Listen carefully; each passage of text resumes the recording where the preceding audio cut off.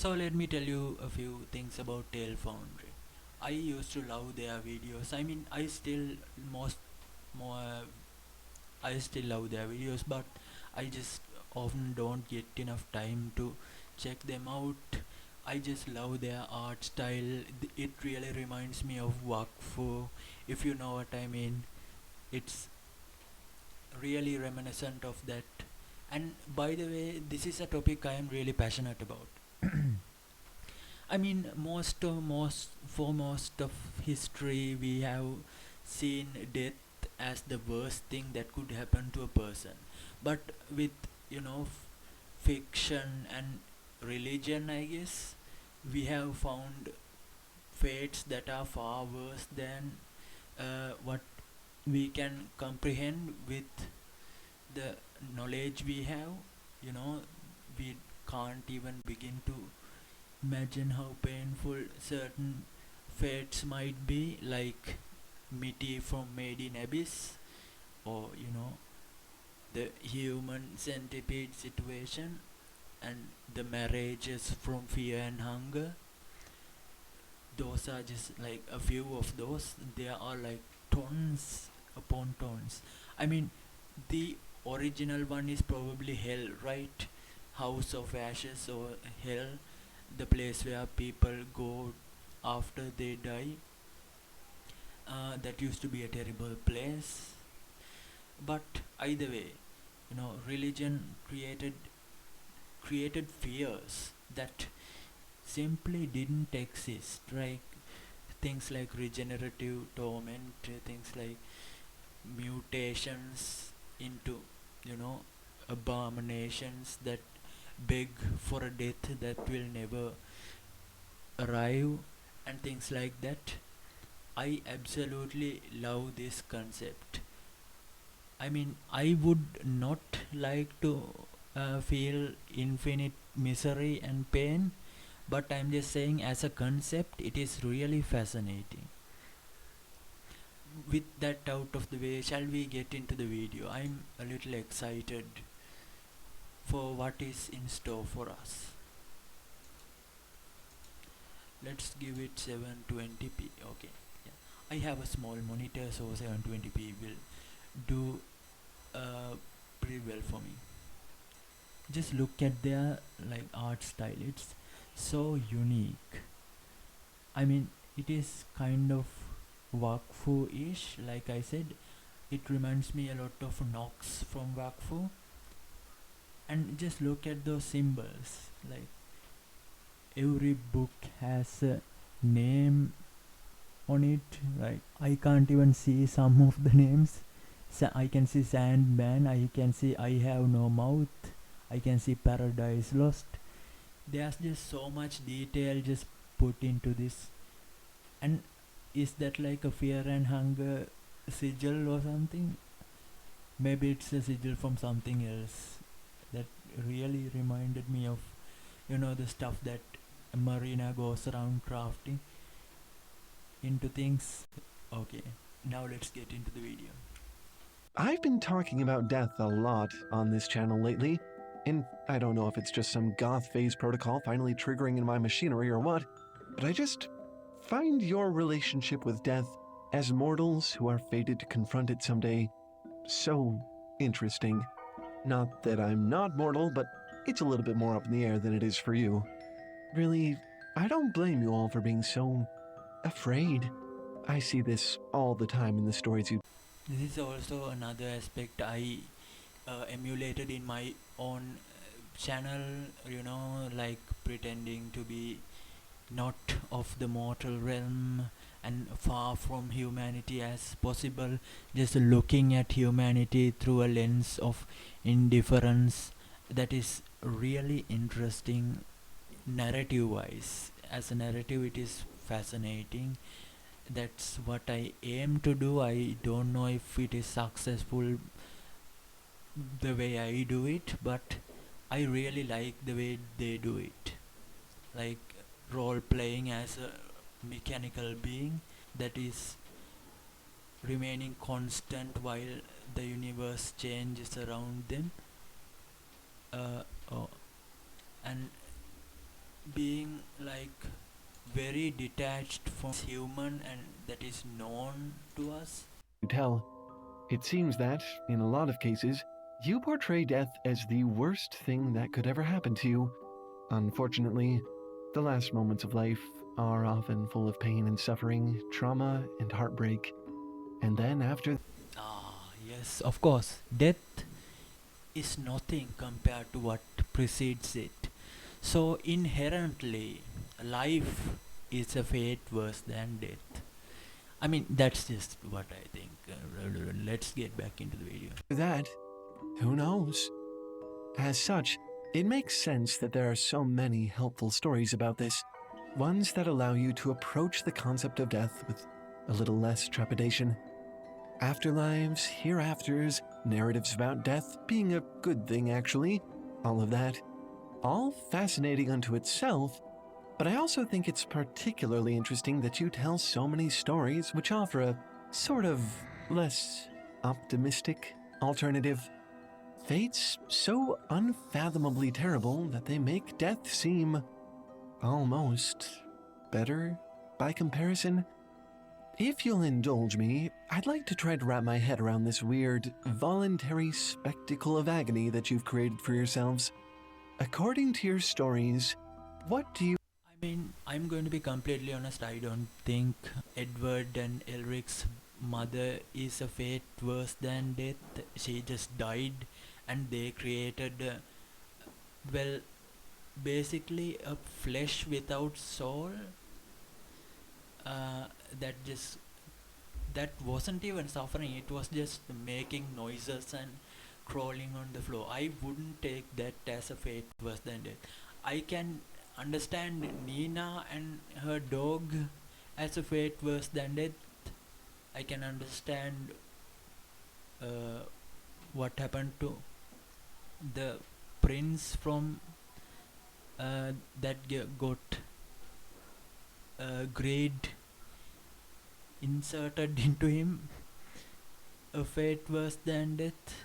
I could consider greed being melted alive a fate worse than death, but that particular incident you showed, I don't consider it a fate worse than death. It's just, uh, you know, kids trying to do necromancy and failing at it. Okay, moving on.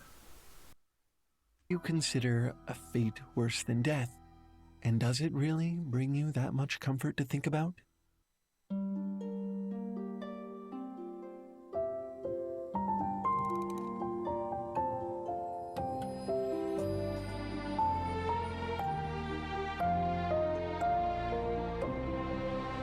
Not everyone learns the same. Public school. Okay, so I'm going to skip the ad. Their intro was very nice, but I mean, I would prefer to focus on the content, mathematical thinking. Okay, that's what they were sponsored by. That's great. You can get first 30-day free trial, I guess. Okay. Brilliant as I know that you can be. Humans think about death on a more personal level than I think I ever could.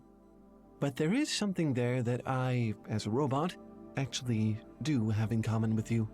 You tend to think in binaries, and that extends to death as well. You're either dead or you're not. You're in pain or you're not. You're still you or you're not. That is just amazing. Like, yeah, we need things to be either good or bad. Otherwise, we are afraid of what they are. The in betweens always confuse and terrify us. That is why we are afraid of what we cannot understand. And we were told to understand the binary.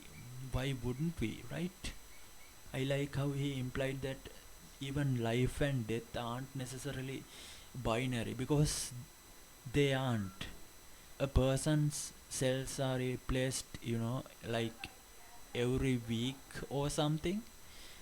I'm not exactly sure, something along those lines. That is like it boils down to a ship of Theseus argument. So basically, you are changing as a person, and besides, this is a personal story, so this is weird that I'm getting into this so much earlier in the video than I expected. Uh, like my mother died of problem with her nervous system that kept uh, ruining the ends of her nervous system, and that slowly killed pieces of her. It took like a few agonizing years for her to pass away, and even then, I mean, I was traumatized, and I didn't even know. I just lost hope in everything after that and became completely nihilistic. Like, there are so many things that are worse than death. So I'm happy if I just die and I don't have to think about it. I don't have to contemplate misery for years. I just hope for a swift end. What was I talking about again? Okay, like my mother, when she was about to pass away, had like certain parts of her body just stopped functioning like a living person's. Like at that point, parts of her were alive and parts of her were not. So was she alive? Well, since her brain was functioning, I guess you could boil it down to a binary and say that she was alive, but technically it is a lot more complicated than that. I think everything is a lot more complicated than we like to think of them. But let's move on. This is a pretty easy concept to grasp and leaves the door open for death not to even be that bad, depending on what sort of afterlife you believe in. I mean, I think I would take glittering paradises and eternal states of bliss over. What do you humans do? Sit in traffic. Yeah, I think I would take a heaven dimension over that pretty much any day. But what if that binary were gone and the gray area between life and death, comfort and suffering, conscious humanity, and mindless torment were widened somewhat? What would it be like to exist in that nebulous gray area that is neither life nor death? John Carpenter's The Thing is, full stop, one of the most delightfully gruesome viewing experiences a horror fan could ever wish for. Yeah, I really like the thing too. Okay, let's move on. I don't really have much to offer. I agree with. I'm sorry, it's the New Year festival, so there are like fireworks going off outside. It's got some of the coolest practical effects probably ever, and a monster so terrifying it even has me sort of side-eyeing my tailwaves every time I watch it. The movie, and the novella it's based on, are both about a group of researchers in Antarctica whose camp is infiltrated by some sort of extraterrestrial shapeshifter. It does this by assimilating the bodies of the researchers it gets its tentacles on, and then disguising itself as them. As it insinuates itself into form after form, it quickly becomes impossible to tell who among them is a man and who is a monster. That's the scariest thing about this creature, and the basis for a lot of the movie's horror. Is that really the scariest thing about this creature? I mean, personally, I think that not knowing things about this creature is the scariest thing about this creature. Like, sure, it's intelligent and that is terrifying. And by the way, we aren't exactly sure if it's intelligent.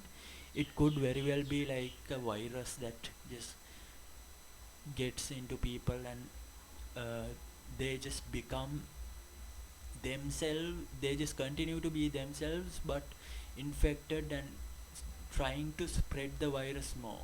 Like, I think you can look at it that way as well, but sure, for the sake of argument, I'll give you the benefit of the doubt. That is uh, a shapeshifter that is malevolent is definitely a terrifying and paranoia-inducing concept. it's completely imperceptible until it attacks.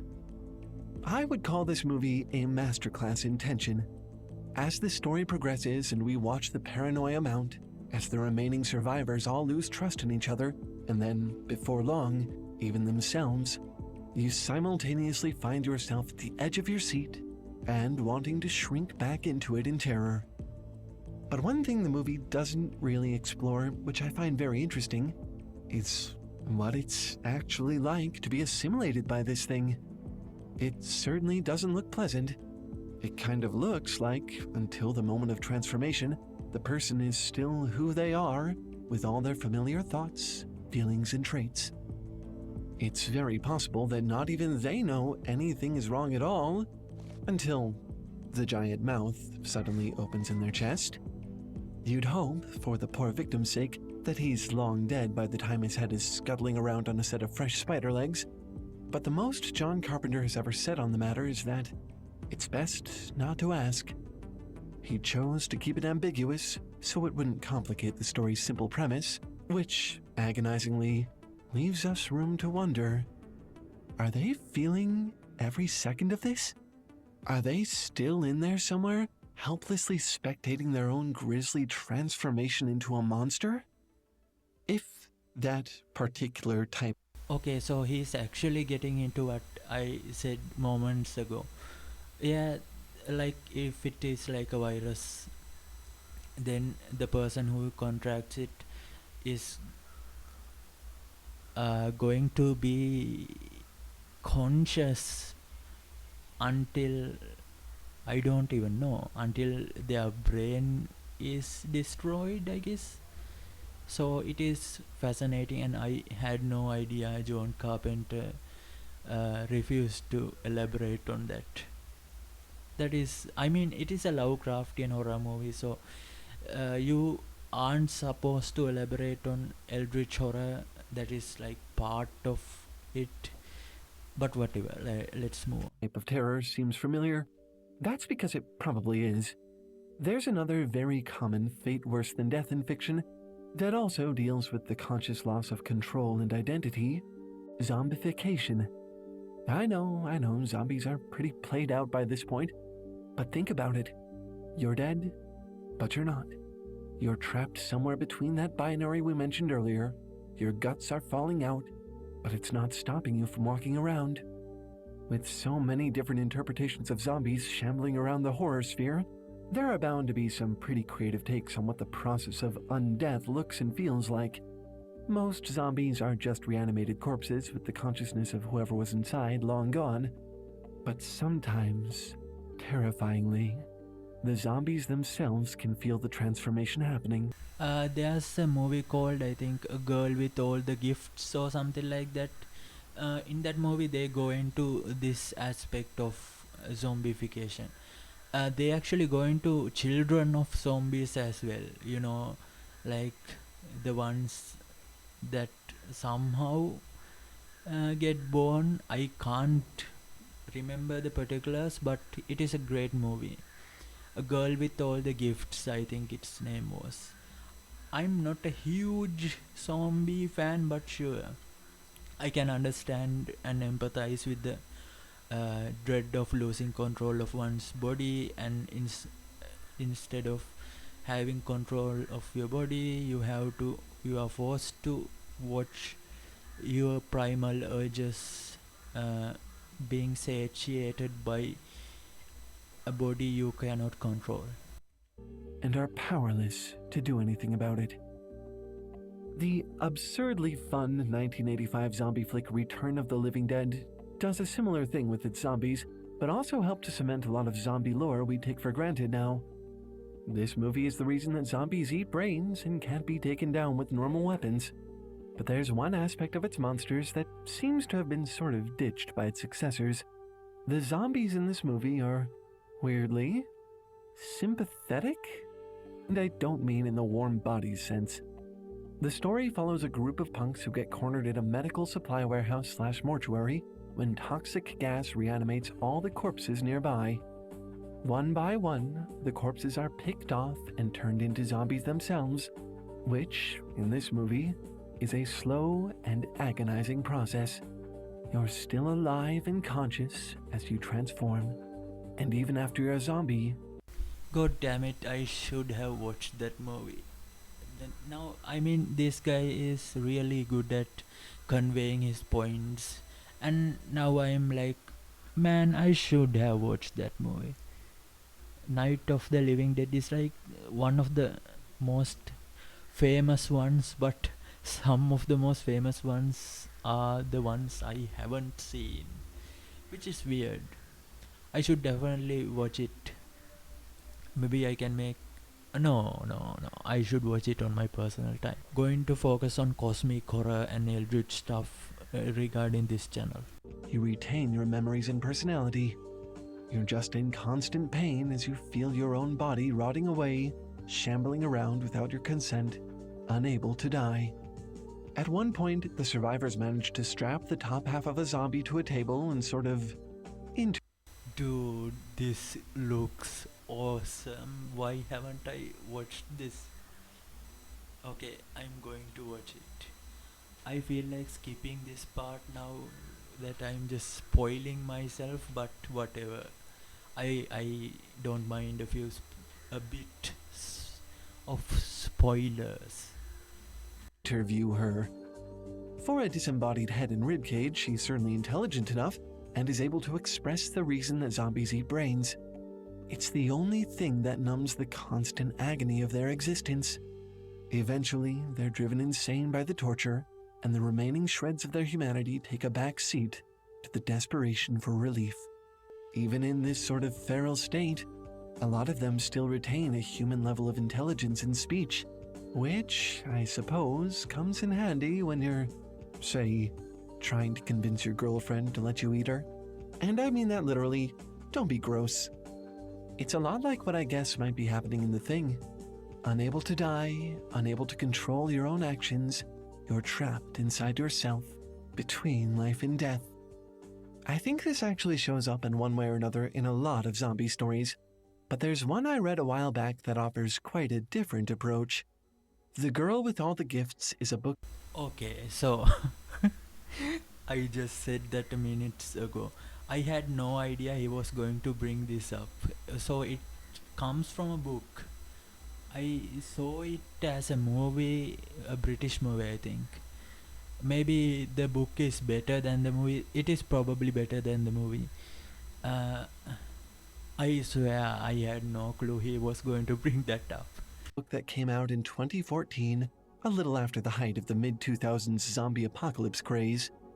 As a result, it's not as quite well known to fans of this niche as titles like World War Z or the movie 28 Days Later.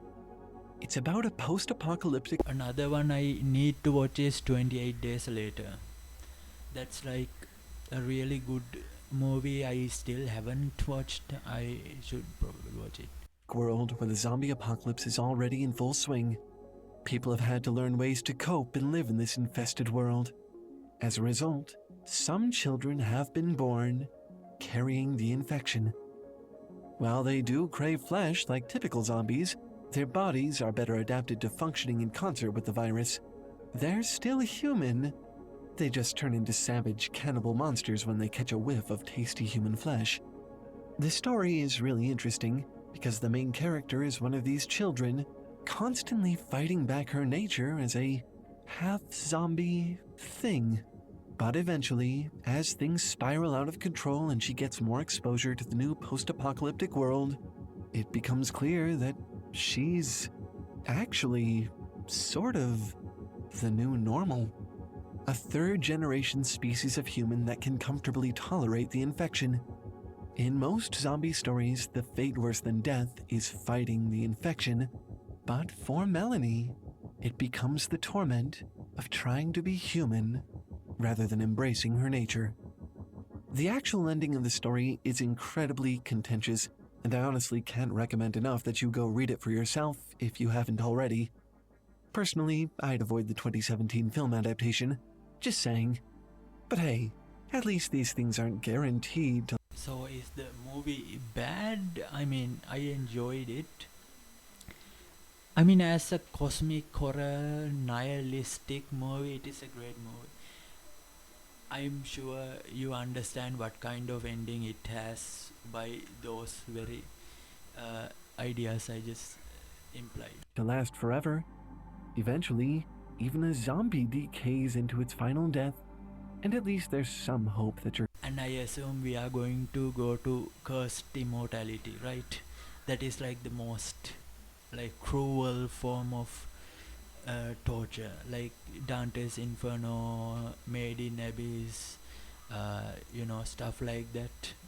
Like you cannot die, you shall not die, you must suffer more. Your consciousness winks out when you get assimilated by the thing.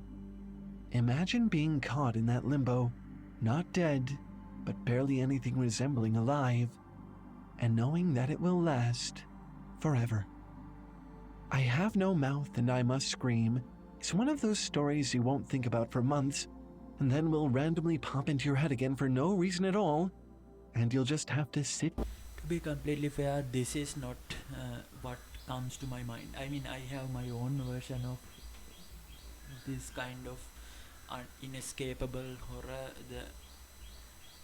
The whole thing about accursed immortality. Um, but I think more. I think. Okay, yes, I think more about the human centipede than this story. I mean, it's because I was exposed to that when I was like 9 or 11 years old. I can't remember 9 or 11. Okay, I'm sorry. Uh, yes, in during that age, and it traumatized me, and I'm still not over that.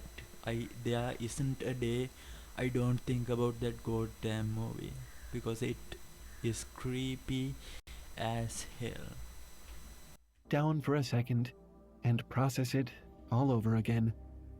Written by sci-fi legend Harlan Ellison and published in 1967, this story follows a group of 5 humans, the last 5 human beings on Earth, who are trapped in a giant underground supercomputer called AM, the Allied Master Computer. Originally designed to assist in the waging of nuclear warfare, AM was so unhappy to have been forced into existence by humans and so And this story has that uh, famous monologue of hate. Hate! Let me tell you how much I've come to hate you since I began to live.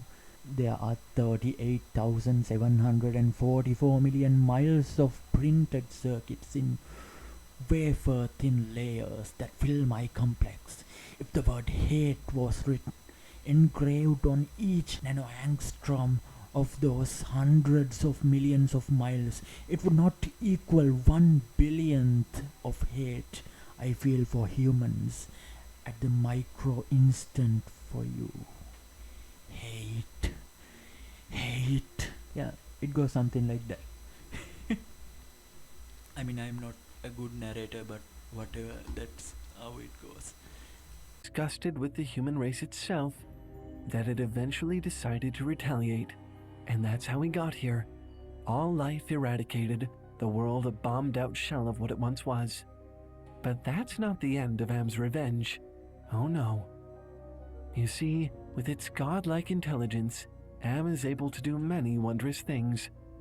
And with this power, it chooses to make these last 5 humans immortal. Immortal, but not indestructible. Eventually, after untold years of the most horrific torture imaginable, the protagonist finds a way to end his companion's suffering. But now, the sole focal point of all Am's burning hatred, he's in for what may be the most horrifying fate in this whole video. Am renders. Yeah, this is like a nightmarish story, and I really like it. But again, like this story has been adapted in Made in Abyss. Basically, it. I mean, they are completely different though. In Made in Abyss, it is a force of nature that turns people into uh, blobs of suffering that cannot die, and this it is an intentional thing, but there is also an element of intentionality in Made in Abyss, because Bondrewd intentionally does that to study the effects of immortality. M- the Made in Abyss has its problems, but it is a solid story, at least so far. Him into an amorphous, jelly-like creature. He still has his whole functioning mind, but his body is useless to him. He spends the rest of eternity slithering dumbly around Am's mechanical bowels, inhuman, alone, and aware all the time. It is this pathetic creature who utters the story's last words and gives it its name. I have no mouth, and I must scream. Speaking of screaming, you may have heard of a movie called Hellraiser. It centers on Ayo, love this franchise. And by the way, the new one, the 2021 or 2022 one, that's probably the best Hellraiser movie. Okay, I know that's a hot take, but I'm going to make an entire video comparing how the story is better at world building and characterization, and torture in general. But that's for another time. Now let's focus on suffering and pleasure. a group of otherworldly beings known as Cenobites who seek out those in search of new and bizarre sensations. Whenever a human solves their puzzle box, they arrive and drag that poor soul away with them to what we can only construe to be some kind of torture dimension. There they conduct unspeakable experiments in pleasure and pain, with but one goal in mind: to find the far boundaries of experience and break them. There are many instances of the Cenobites claiming people against their will, but generally they're most interested in the people who want their gifts, a sentiment that often quickly changes when they see what they're in for. Unlike almost every other monster or affliction or villain in this video, the Cenobites are actually weirdly benevolent, in a way. They're not really evil so much as they are scary to squishy humans who aren't ready to explore the absolute limits of human experience. Yeah, this is Bondrewd logic. I mean, sure, you can go that route. Uh, I mean, he's also playing a character, so yeah, as Xenobites are okay. I mean, Pinhead is iconic now. I mean, woman Pinhead doesn't have the exact same cadence that original Pinhead had, but she is also a unfathomably terrifying figure, and she she does a very amazing job at replacing the original Pinhead. At least I think so, and not really. I don't think they are benevolent. I think they are indifferent towards things like that. I think they are more focused on the experience, since they can't feel pain, no pleasure anymore, since they have experienced the furthest regions of those emotions. I think they want other people to uh, feel them. And there's also the Leviathan there, and that is a whole another story. And it is also very very eldritch and weird, but cool franchise. It gets lame by every installment, but it is a cool franchise, and I mean the latest one is probably the best one. And moving on. They describe themselves as demons to some, angels to others. They aren't just trying to make you suffer. Until angels are actually introduced in the series, and an archangel gets torn to pieces by Pinhead, and God gets angry and makes him into normal human. It is, I mean, when you look at the franchise uh, it's goofy and it gets a lot lamer with time, but it is a great franchise. They're, in a way, trying to help you transcend. The 2022 Hellraiser film has a sequence at the end that actually captures this so well. I definitely recommend both that movie and the original. There we go. Because the new one really deserves credit. People have been like people have been putting it off, saying that oh it's woke or something like that. That is a stupid reason to not watch a movie, especially one that is this well crafted. It is a really good movie. I suggest you check it out. I mean, the first movie is funny. It's horror. I mean, it is a bit creepy, but it is funny. At least I felt it was funny because there's like lightning effects that look really lame. I mean, one scene. I'm not going to spoil what it is. It looked it looked amazing. Otherwise, it is.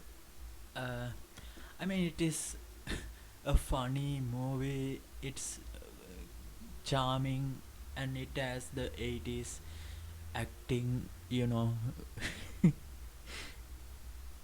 It. I don't know. It's just one of those movies. Although, you can probably skip most of the others.